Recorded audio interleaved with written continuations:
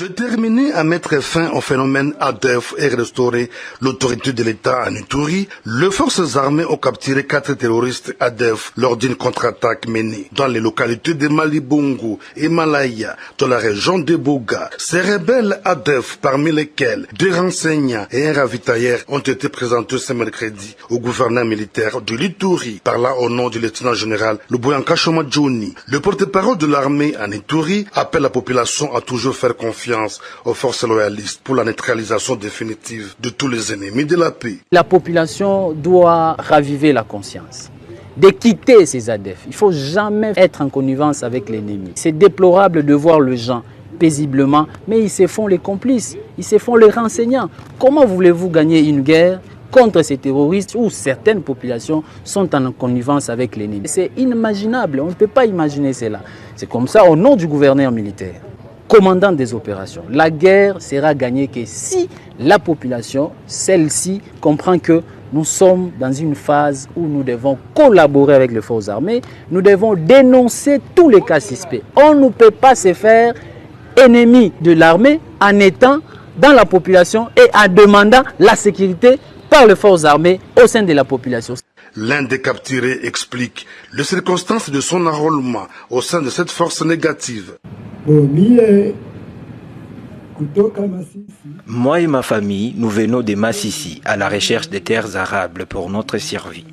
C'est ici que nous avons intégré le mouvement terroriste ADF.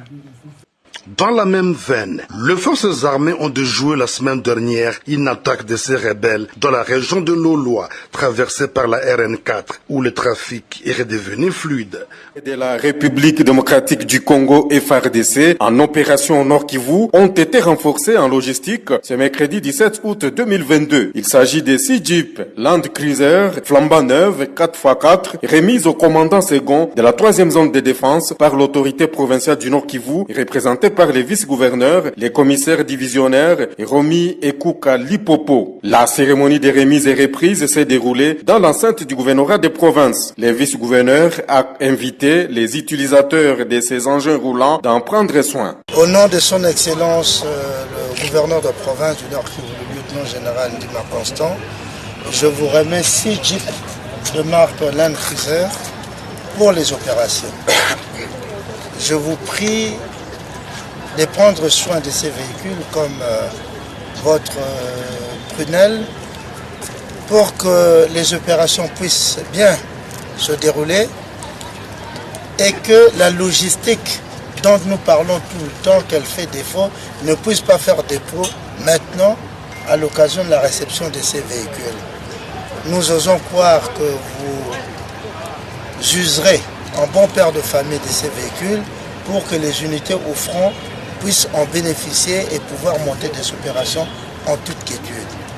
Voilà ce que je peux vous donner en ce moment et vous souhaiter encore une fois la réussite dans toutes les opérations qui sont menées dans notre province. Le commandant second de la 3e zone de défense a exprimé ses sentiments de gratitude car, selon lui, ces véhicules boosteront à coup sûr les opérations militaires en province. Au nom du commandant de la 3e zone de défense, qui est actuellement le commandant des opérations dans le Nord Kivu, je tiens à remercier sincèrement son Excellence, Monsieur le Gouverneur, pour ces outils de travail. Et je crois sincèrement que ça va booster les opérations que nous sommes en train de préparer et que nous allons bientôt mener. Et je crois que ça va nous servir grandement. Et encore une fois, merci beaucoup. Notons que l'achat de ces jeeps a été pris en charge par les gouvernements de la RDC.